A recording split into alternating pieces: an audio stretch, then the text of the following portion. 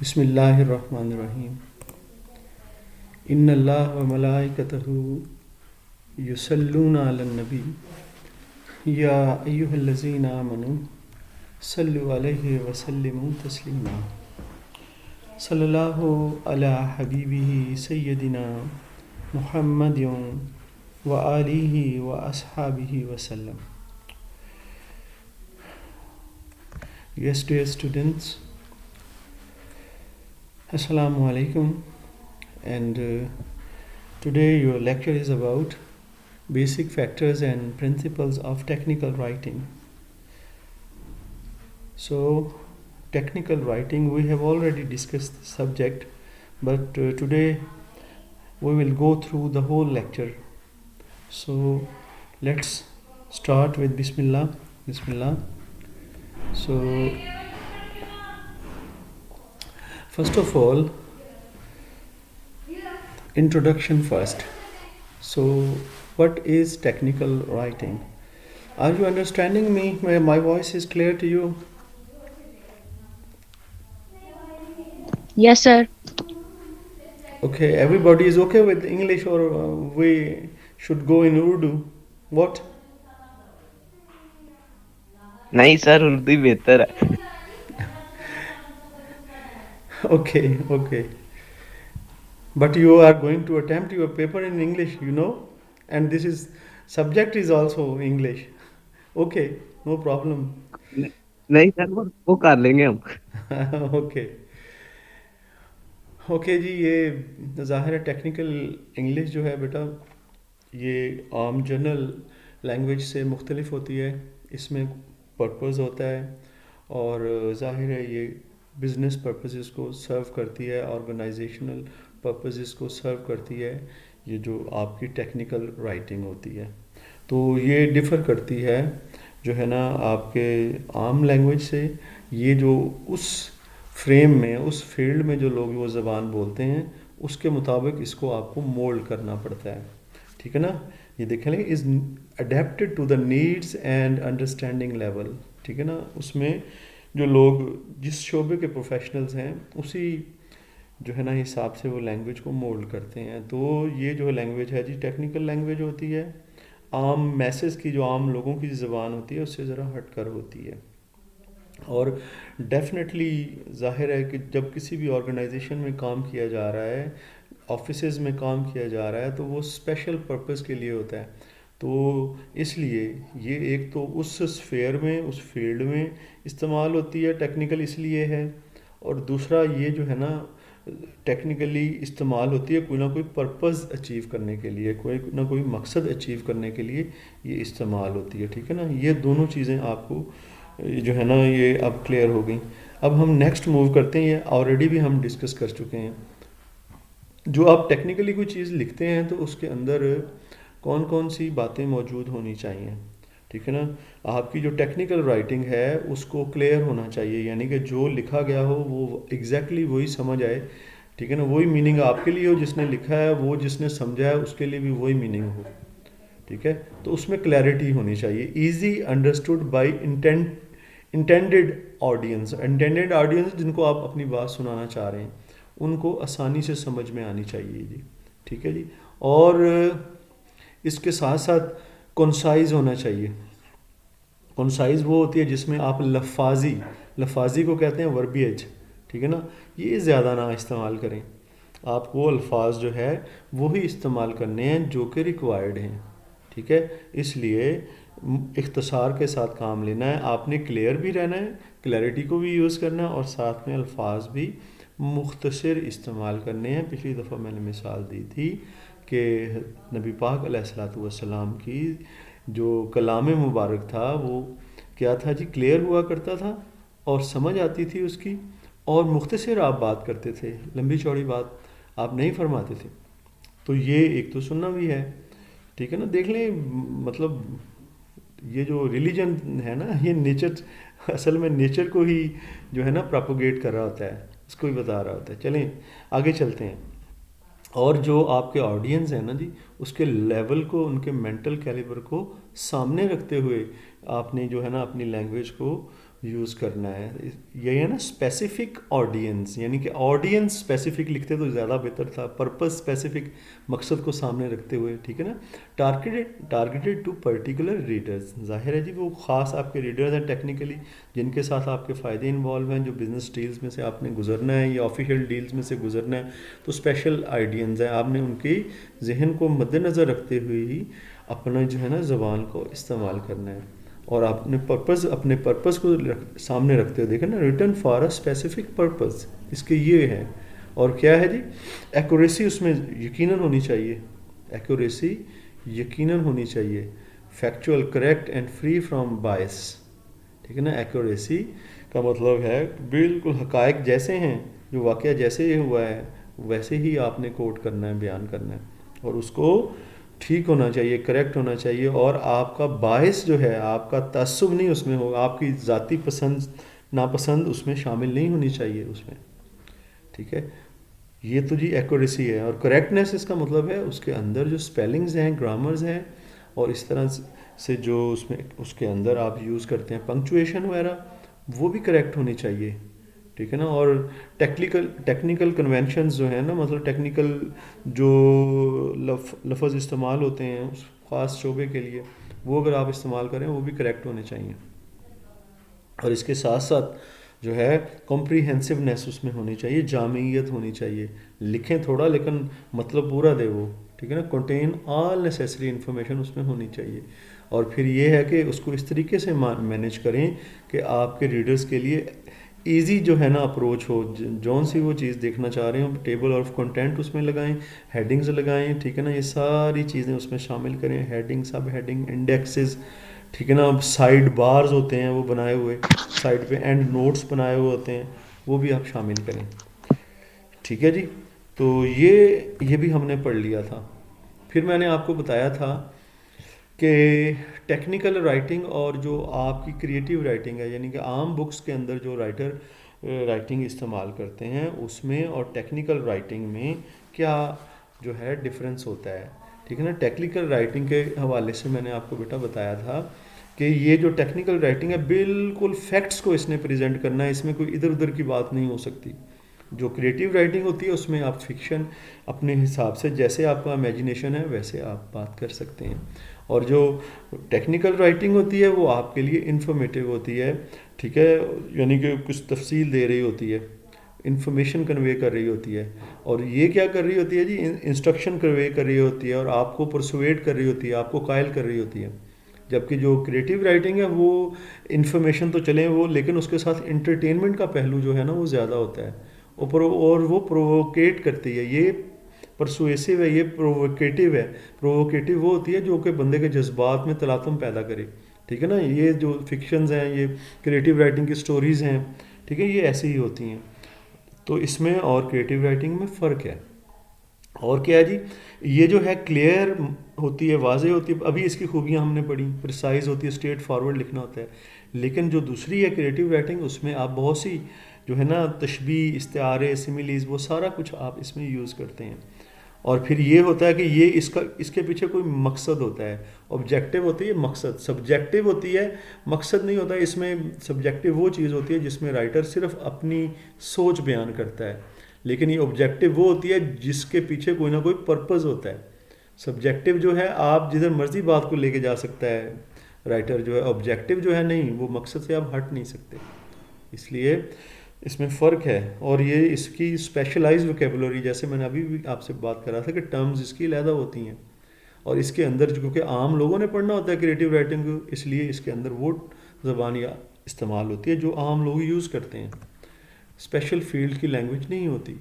हमें technical writing क्यों सीखते हैं हम, ठीक है ना, क्यों, किस लिए सीखते हैं?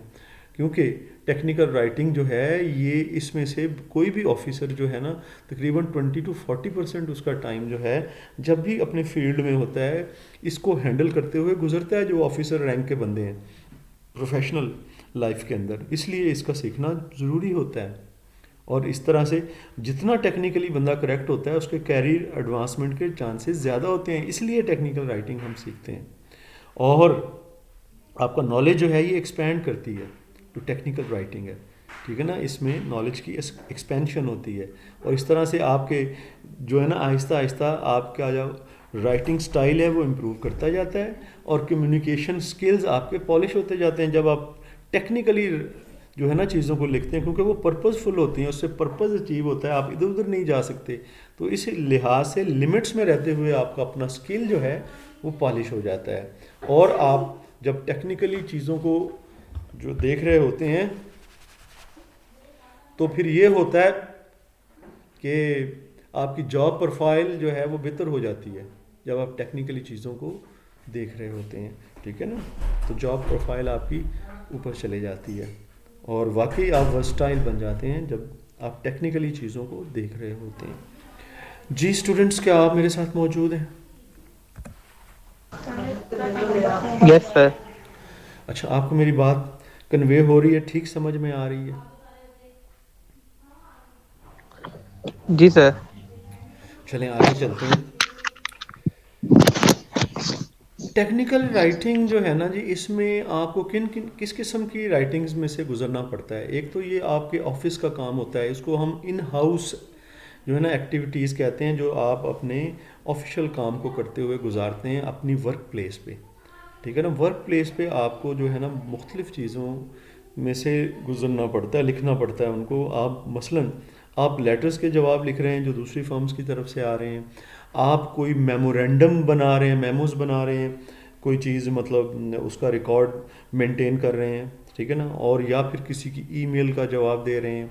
तो ये सारा टेक्निकली, क्योंकि फर्म टू फर्म जो है आपकी कॉरेस्पॉन्डेंस है, इसलिए आप जो है ना इन चीज़ों को टेक्निकली मैनेज कर रहे होंगे, ठीक है ना। आप किसी ने सवाल पूछा है, कोई इंक्वायरी आई है, तो उसका आप जवाब दे रहे होंगे, या फिर आप मीटिंग के एजेंडाज वगैरह सेट कर रहे होंगे। ये सारा आप जो है जब आप वर्क प्लेस पे हैं तो ये काम करते हैं, और ये शॉर्टर काम है। ये जो लेटर्स हैं, मेमोरेंडम्स हैं या ईमेल्स हैं, ये जो थोड़े वक्त का काम है, लेकिन सम टाइम्स कहते हैं ऐसी भी चीज़ पे काम करना पड़ता है जो थोड़ा आपका टाइम टेकिंग होता है और वो लेंथी काम होता है। मसलन वो जो आप रिपोर्ट्स में आता है जी, वो लेंथी काम आपका, उसमें ये होता है कि आपको प्रोजेक्ट्स दिए जाते हैं कि आपने इस पर वर्किंग करनी है, तो वो लेंथी काम होता है, डेज वर्क होता है, ठीक है ना। वो भी टेक्निकल, अगर आप उस फील्ड में कोई प्रोजेक्ट मैनेज कर रहे हैं तो आपको ज़ाहिर है वही ज़बान इस्तेमाल करनी है जो कि उस फील्ड में होती है। और इस तरह से प्रोग्रेस रिपोर्ट्स भी आपको कह सकते हैं कि मुवाजना करें जी, एक महीने का भी कह सकते हैं, साल का भी कह सकते हैं, इस साल में और पिछले साल में, तो फिर लॉन्ग रिपोर्ट होगी। कहीं कोई ट्रिप किया है कंपनी ने, उसकी हवाले से आपको रिपोर्ट का कहा जा सकता है, ठीक है। और कोई इंसिडेंट ऐसा हो गया है जो कि अच्छा है या बुरा है, मतलब वो इतनी वेटेज रखता है कि उसने फर्म को जो है ना उसको डिस्टर्ब किया है, ठीक है, तो उसके हवाले से आपको रिपोर्ट लिखने का, फिजिबिलिटी, कोई प्रोजेक्ट करना है, उसकी फिजिबिलिटी बनानी है, तो वो बड़ी वर्क करना पड़ता है, जाना पड़ता है, चीज़ों को कॉस्ट को निकालना पड़ता है, ठीक है ना। वो बड़ी रिपोर्ट्स बन जाती हैं। तो आप छोटे लेटर्स भी हो सकते हैं, मेमोरेंडम्स भी हो सकते हैं, ईमेल्स भी, रिपोर्ट्स भी आपको टेक्निकल राइटिंग में मैनेज करना पड़ सकती हैं। ये टेक्निकल राइटिंग की एक्टिविटीज़ हैं। और रिपोर्ट्स के अलावा आपको प्रपोजल्स जो है वो भी मैनेज करना पड़ सकती हैं। इन हाउस एक्टिविटीज़ में आपको प्रपोजल्स भी मैनेज करना पड़ सकती हैं, ठीक है ना। और प्रपोजल क्या होती हैं जी, आप प्रपोज करते हैं कि फ़लाँ ये काम इस तरीके से कर लिया जाए। वो आपके जो अंदर जो है ना, जो आपकी ऑर्गेनाइजेशन, उसके अंदर भी आप एक दूसरे को प्रपोज चीज़ें करते हैं, और फिर बाहर भी चीज़ें अगर पूछा जाए तो वो प्रपोज करते हैं। वो प्रपोजल्स होती हैं, वो भी थोड़ी लेंथी राइटिंग होती है। तो ये सारी चीज़ों को टेक्निकली, ये टेक्निकल राइटिंग एक्टिविटीज़ हैं, और आप इनको अपने ऑफिस में इन हाउस मैनेज करते हैं। आगे चलते हैं जी। अब जी, यहाँ तक हमने पहले भी देखा था, अब हम थोड़ा आगे चलना है। अब प्रैक्टिकली हमने जी ये देखें उठा लिया है ये इस पीस ऑफ पेपर, और अब हम लिखने लगे हैं। तो लिखते वक्त हमने किन चीज़ों का ख्याल करना है, ठीक है ना। गेटिंग स्टार्टेड में लिखते वक्त हमने किन चीज़ों का ख्याल करना है जी। जो पहले तो हम सबसे पहले जब हम कुछ लिखना शुरू करते हैं तो अपना पर्पस बयान करें, ठीक है, कि हम ये जो इन्फॉर्मेशन शेयर कर रहे हैं उसके पीछे मकसद क्या है, ठीक है ना। तो टास्क के बारे में आपको पता होना चाहिए, यानी कि convey to the audience what you want them to know, जो कुछ आपने बताना चाह रहे हैं शुरू में पर्पस, अपने ऑब्जेक्टिव्स क्लियर कर दें। जो सब्जेक्ट लाइन लगाते हैं यूजुअली वो यही चीज़ क्लियर करती है। हाँ, दे हैव फिनिश्ड रीडिंग, यानी कि उनको ये आप बता देंगे कि जब वो पढ़ चुकेंगे तो उन्हें कुछ ये ऑब्जेक्टिव्स हासिल हो जाएंगे। तो जी शुरू में अपना पर्पस बयान करना चाहिए ताकि आपका रीडर जो है ना उसे उसे जो है ना इस फ्रेम ऑफ माइंड में आ जाए कि वो पढ़े, उसे पता लगे कि मेरा फ़ायदा होगा, ठीक है, इसे पढ़ने से। और फिर कहते हैं कि आपको देखना है, अब आप लिख रहे हैं तो आपका जो टेक्निकली आपने देखना है कि जो आपका ऑडियंस है क्या उसको समझ पाएगी, जो ऑडियंस का ना लेवल ऑफ नॉलेज है इसको आपने सामने रखना है, ठीक है। फिर आपने तहरीर लिखनी है। आपने इस तरह से अपना स्टाइल नहीं बनाना कि वो जो है जिससे आप एड्रेस कर रहे हैं जिसको, उसका मेंटल कैलिबर वो नहीं है जो आप अल्फाज इस्तेमाल कर रहे हैं, ठीक है ना, या फिर वो हाई कैलिबर का बंदा है और आप उसके लिए बहुत कॉमन वोकेबलरी यूज़ कर रहे हैं, फिर भी नहीं ठीक। तो आपने अपने ऑडियंस को देखते हुए ये जो आपने गत्ता उठाया ना लिखने के लिए, उसमें पर्पस बयान किया और जो तहरीर करनी है उसमें ऑडियंस को सामने रखते हुए जो है आपको बात करनी है। और कहते हैं determine the level of detail, कहते हैं कि जो चाहिए डॉक्यूमेंट, जो डिटेल चाहिए ना वो आपने उसमें इंक्लूड करनी है। आप देखें जोन जोन सी इंफॉर्मेशन वाकई ज़रूरत होती है उन्हें कन्वे करने की, वही आप कन्वे करेंगे, ठीक है ना। रेलिवेंट डिटेल्स वो आप नहीं, ठीक है ना। और आपने ये डिटर्मिन करना है कि किस चीज़ को मैं छोड़ दूँ, ये शामिल ना करूँ, ठीक है ना। बल्कि कहते हैं इस तरह आसानी हो जाती है, ये चीज़ें आप सारी देख लें और फिर आप उसमें से ये कहें कि मैंने ये डिस्कस करनी है, ये नहीं करनी, ठीक है। कहते हैं इस तरह से पॉइंट्स आप जो है बना लें क्योंकि ये पॉइंट्स पे सिर्फ बात होगी। और फिर ये सारा जो डाटा आप कलेक्ट कर रहे होंगे उसमें एक तरतीब लगाएं, ऑर्गेनाइज करें उसको, अपनी तहरीर को, उसमें कि कौन सा पॉइंट कहाँ बयान करना है। इस तरह से सारी चीज़ें किस तरह से एक दूसरे के साथ लिंक होंगी और किस तरह से आप उसे खोलेंगे सारे डॉक्यूमेंट को, तो वो भी आपने देखना है। अपना डाटा उस हिसाब से ऑर्गेनाइज करना। Only include data that supports the information you want to present, ठीक है। और डाटा भी ऐसा ही होना चाहिए जो कि सपोर्टिव हो आप जो कहना चाह रहे हैं। आप अब राइटर हैं जी, आप लिखना चाह रहे हैं, तो आपको क्या क्या मतलब इखलाकी तौर पर क्या चीज़ आपके पास होनी चाहिए कि आप लिखेंगे। तो एथिकल प्रिंसिपल्स क्या हैं एक राइटर में, ठीक है ना। यानी कि राइटर जो है उसके अंदर इखलाकी पहलू कौन कौन से होने चाहिए। जी क्या आप मेरे साथ मौजूद हैं? Yes sir. ठीक हो गया। राइटर के अंदर जी इखलाकन कौन कौन सी बात मौजूद होनी चाहिए। उसको ऐसी लैंग्वेज यूज़ नहीं करनी चाहिए जिससे कि वो अपनी ज़िम्मेदारी से कन्नी कुतरा रहा हो, ठीक है ना, अपनी ज़िम्मेदारी से अवेड कर रहा हो, मतलब बिल्कुल ज़िम्मेदार हो के वो बात लिखे, ठीक है ना। राइटर को अपनी रिस्पॉन्सिबिलिटी ले के बात करनी चाहिए, ठीक है। जब सही बात करेगा तो रिस्पॉन्सिबिलिटी भी लेगा तो मॉरली ये ठीक है कि जो आप कहें उसकी फिर रिस्पॉन्सिबिलिटी भी लें। तो राइटर जो है ज़ाहिर है जो लिख रहा है तो ये उसकी रिस्पॉन्सिबिलिटी है कि वो उन फैक्ट्स पर पूरा भी बाद में कोई ऑब्जेक्शन होगा तो उसे ही जवाब देना है।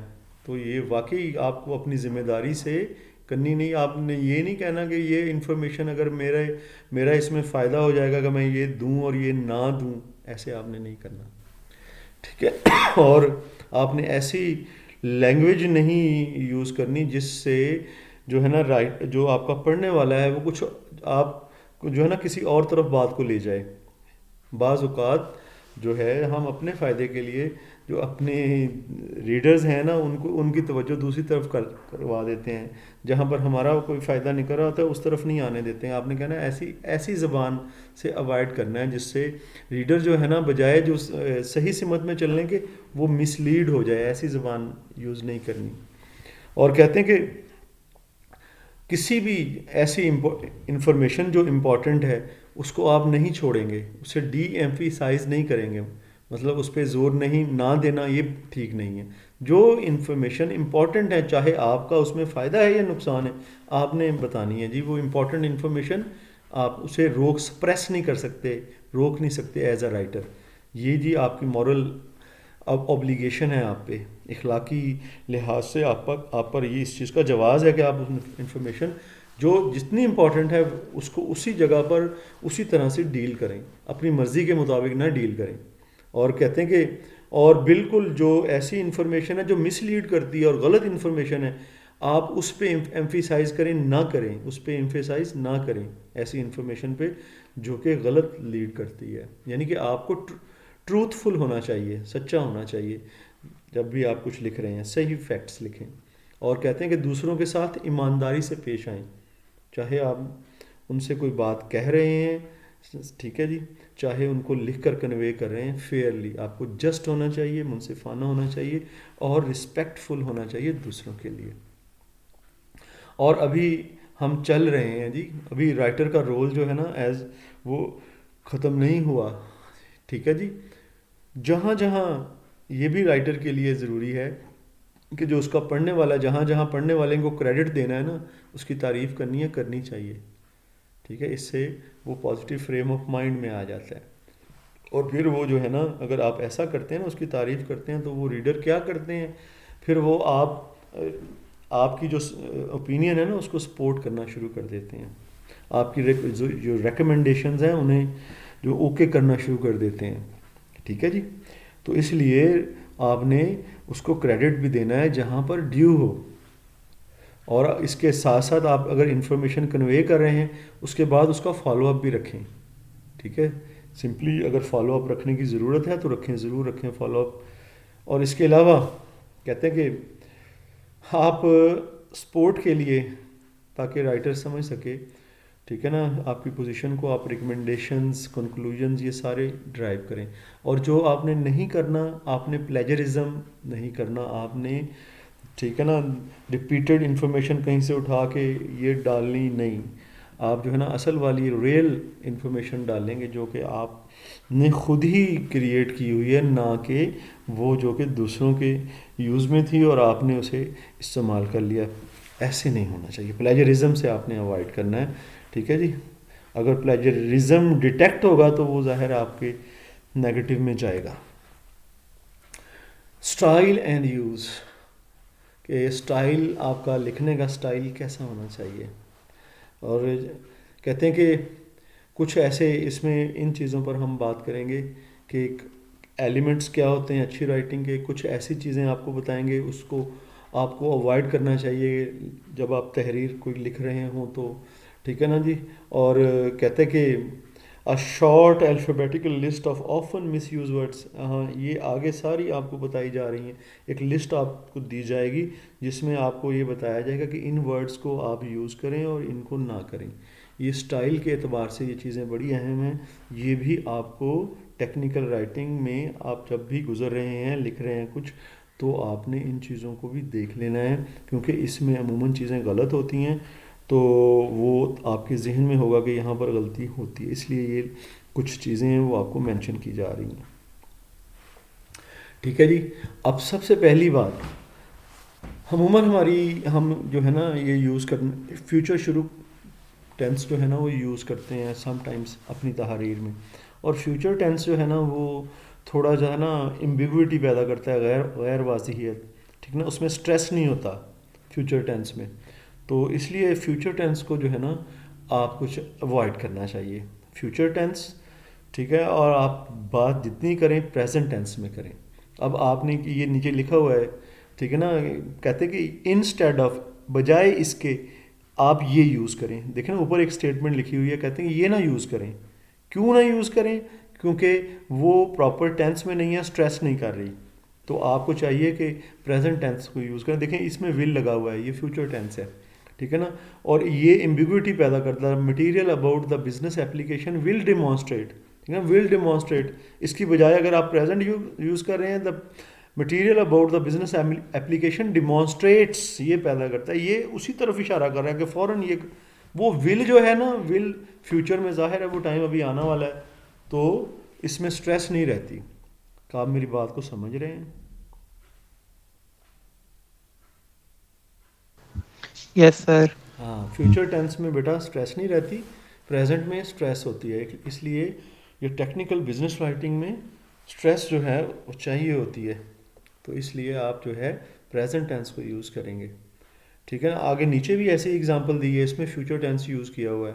वो कहता है ऐसे नहीं करें, ऐसे करें। ये जो है ना डिटर्मिन, कैन डिटर्मिन, ये प्रेजेंट में यूज़ है, ऐसे करें, आप प्रेजेंट में यूज़ करें। और आपको दो तरह की वॉइसेस होती हैं जी, एक्टिव वॉइस होती हैं और पैसिव वॉइस होती है। एक्टिव वॉइस जो है उसमें जो सब्जेक्ट है, जो काम करने वाला और जो काम कर रहा है, उसमें बहुत क्लैरिटी होती है, जबकि जो पैसिव वॉइस है उसमें नहीं होती। तो आप जो है ना बजाय पैसिव वॉइस के, ठीक है ना, it will be done by him, ये जो है ना डाउट पैदा करता है। ठीक है ना, ही विल डू दिस, ये डाउट नहीं पैदा, इसमें क्लैरिटी है। तो इस तरह से जो पैसिव का इसने एग्जांपल नहीं दी हुई, तो आप जो है ना एक्टिव वॉइस में रहेंगे पैसिव वॉइस की निस्बत। और कहता है कि इसके अलावा आपको बता रहा है कि जेरेंड आप कम इस्तेमाल करें।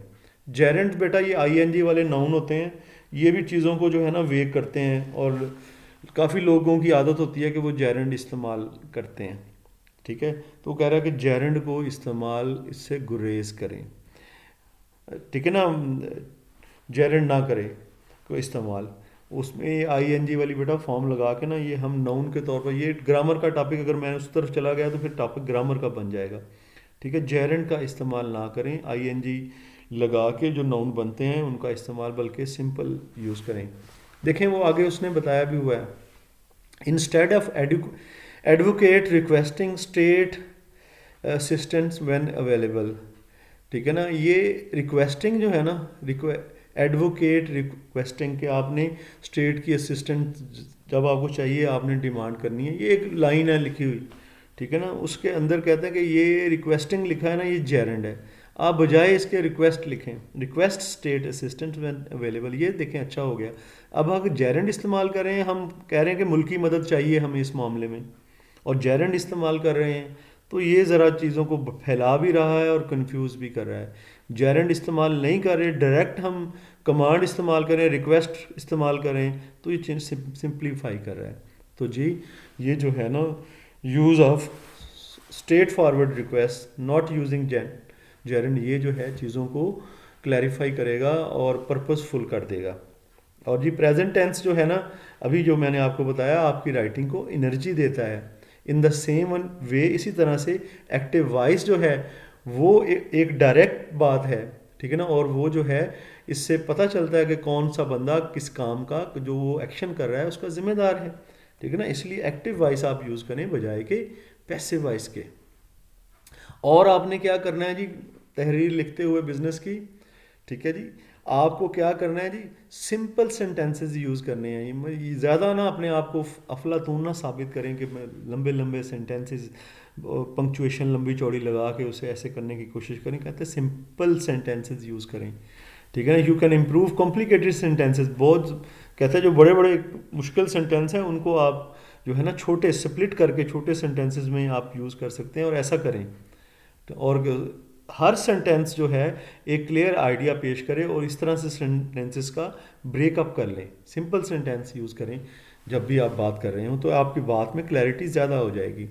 और फिर जेंडर न्यूट्रलिटी होनी चाहिए।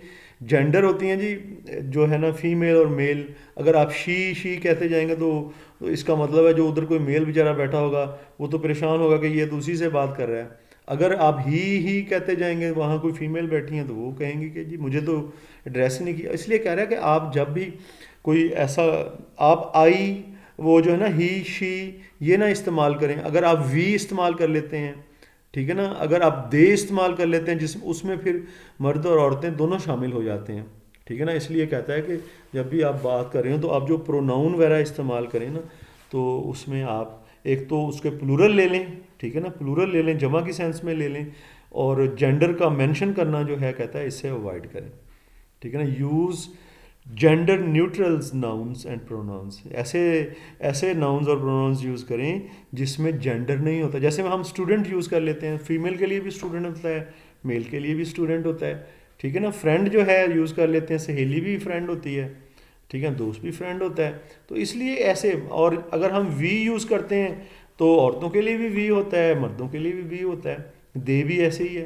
तो ऐसे ही वो कह रहा है कि आप जब किसी को मुखातिब होंगे ना टेक्निकल राइटिंग में, तो आप जो है ना जेंडर स्पेसिफिक नहीं हो जाना, आपने आपने न्यूट्रल जेंडर को इस्तेमाल करना है। ऐसे जो है ना आपने नाउन्स और प्रोनाउंस यूज़ करने हैं जिसमें कि जेंडर की स्पेसिफिकेशन ना हो। ठीक है जी। और अगर आपने कोई एब्रीवेशन यूज़ की ना अपनी अपनी तहरीर में टेक्निकल में, अगर आपने कोई एब्रीवेशन यूज़ की है, ठीक है ना, जैसे चीफ ऑफ स्टाफ होता है COS, ये अमूमन आप इंग्लिश की अखबार पढ़ें ना, उसमें एक्रोनिम्स या एब्रीवेशंस यूज़ होती हैं इंग्लिश की जब एक अखबार हम पढ़ते हैं। तो कहता है कि ये जो एब्रीवेशंस हैं, जब आप पहली बार यूज़ करें ना कि कोई भी एब्रीवेशन, आप पूरा लफ्ज़ यूज़ करके उसको क्लियर करें उस एब्रीवेशन को कि ये है, उसके बाद चाहे आप वो एब्रीवेशन यूज़ करते जाएं ताकि आपको रीडर को पता हो कि ये एब्रीवेशन जो है ना फ़लाँ एक्सप्रेशन की है। आप मेरी बात समझ रहे हैं बेटा?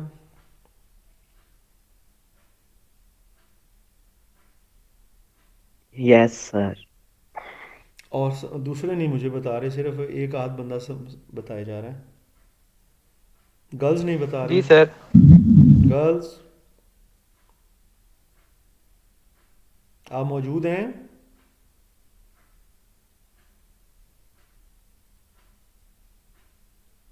सर छुट्टी कर दें आप। एक मिनट बेटा, मैं अब जो है ना इसको वाइंड अप बिल्कुल आखिरी स्टेजेस पे है, क्योंकि मैं इसकी वीडियो भी मैनेज कर रहा हूँ, ये आपके साथ शेयर कर दूंगा, आपका फ़ायदा होगा। ठीक है, बस ये वाइंडिंग अप कर रहा हूँ, अभी आखिरी स्टेजेस पे समझ लें। अच्छा जी, इसमें कहता है कि आप लिस्ट भी शामिल करें, ठीक है ना, और लिस्ट जो है उसमें आप बुलेट्स भी लगाएं ताकि जो आपके रीडर है वो उसके लिए आसानी हो। कोई लिस्ट जो है ना और लिस्ट ये हेल्प आउट करती हैं कि फ़लाँ चीज़ कहाँ पर है, इंडेक्सेस, ये आप जो है ना, लेकिन इतनी ज़्यादा लिस्ट कहता है ना शामिल करें, जो रिक्वायर्ड हो वही शामिल करें। आगे चलते हैं जी। साइड बार्स आप यूज़ कर सकते हैं, आपने बुक्स देखी होंगी, बुक्स में किसी चीज़ को एक्सप्लेन करने के लिए साइड पे वो स्क्वायर बनाया होता है, उसमें चीज़ें लिखी होती हैं, उनको हम साइड बार्स कहते हैं। कहते हैं साइड बार्स आप भी यूज़ कर सकते हैं अगर नीडेड हैं तो। फिगर्स और टेबल यूज़ कर सकते हैं। कोई रेफरेंस आपको सपोर्टिंग है तो वो आप अपनी तहरीर में यूज़ कर सकते हैं। और इसी तरह से कोई चीज़ स्पेशली बताने वाली है तो फुट नोट या एंड नोट, ये नीचे होता है, डॉक्यूमेंट के नीचे होता है, ये इसमें आप अपने रीडर को कन्वे कर सकते हैं। और कहता है कि इसके अलावा एक्स्ट्रा ये मज़ीद चीज़ रिडंडेंसी होता है, एक्स्ट्रा मज़ीद चीज़ ये कहता है कि ये है कि आप जो फीचर्स भी बताना चाहें, आप अगर इस तरह से बुलेट्स लगा के बताते हैं तो वो ज़्यादा इम्प्रेसिव हो जाता है, बजाय कि ये सीधे साधे अंदाज में लिखे हुए बुलेट्स लगा के अगर आप लिखते हैं इस तरह से तो ये सारी चीज़ ज़्यादा क्लियर हो जाती है। कहते हैं इस तरह से लिख लें। अब मैं, क्योंकि अभी आप कह रहे हैं कि टाइम ज़रा जल्दी कर दें, इसलिए मैं इसको खोल के अब नहीं बयान कर रहा। जब आप थोड़ा सा इस पर गौर करेंगे ना तो यही बात लिखी हुई और अच्छे अंदाज में ये लिखी हुई है, इसको ज़रा देख लीजिएगा।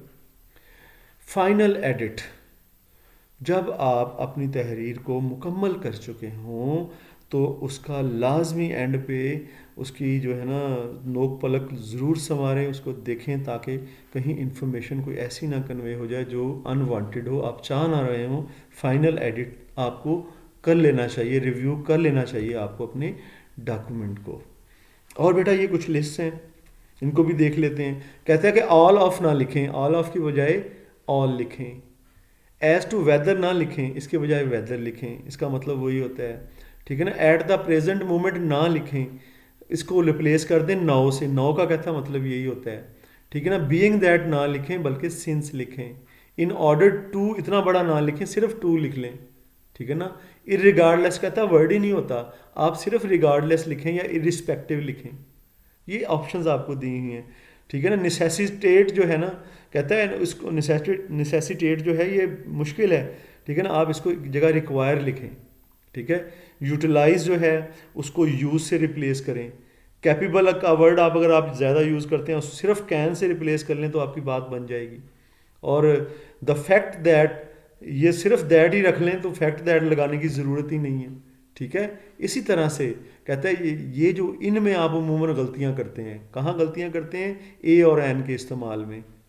अफेक्ट और इफ़ेक्ट, ये दोनों के इस्तेमाल में कहता है गलतियाँ करते हैं। ये अगर कहेंगे तो ये सारी ये लिस्टें मैं आपको खोल के बयान कर दूंगा कि क्या क्या गलतियाँ करते हैं अमंग और बिटवीन, ये क्योंकि ग्रामर के टॉपिक्स हैं। अशोर, इंश्योर और इनशोर, इनमें इनके इस्तेमाल में आप गलतियाँ करते हैं, बल्कि इसकी तहकीक आप थोड़ा खुद कर लीजिएगा, ठीक है ना, नेट पे, कि इसमें क्या फ़र्क है, ये क्या है, अमंग क्या होता है, बिटवीन इन दोनों में क्या फ़र्क है, ठीक है ना, इस इफेक्ट और इफेक्ट में क्या फ़र्क है, ठीक है। इस तरह से कहता है कि इन चीज़ों में आप गलतियाँ कर लेते हैं, अमूमन नंबर्स लगाने में आप गलतियाँ कर लेते हैं। और लेस और वर्सेस फ्यूअर, ये भी मिकदार और जो है ना तादाद के लिए होते हैं, इसमें आप गलतियाँ कर लेते हैं, क्या इनको देख लें इस तरह। जी students, this was your today's lecture. So इंशाल्लाह नेक्स्ट लेक्चर्स में फिर आपके साथ होंगे। आप अभी रुकिएगा, मेरे साथ रहिएगा। जो सुनने वाले मेरे लिसनर्स हैं, मैं उनको खुदा हाफिज़ कहता हूँ नेक्स्ट लेक्चर के लिए। और सारे लोग जो आज मुझे सुन रहे थे, ये मैं चैनल पे शेयर कर रहा हूँ, आप जो है चैनल को बेटा सब्सक्राइब करें। इसमें आपकी जो है ना वीडियोस आपके मुतलका और आपके छोटे भाई जो मैट्रिक से लेके इंटर बीए, ठीक है ना, मास्टर्स, सभी के लिए यहाँ पर बहुत अच्छा मटेरियल मौजूद है।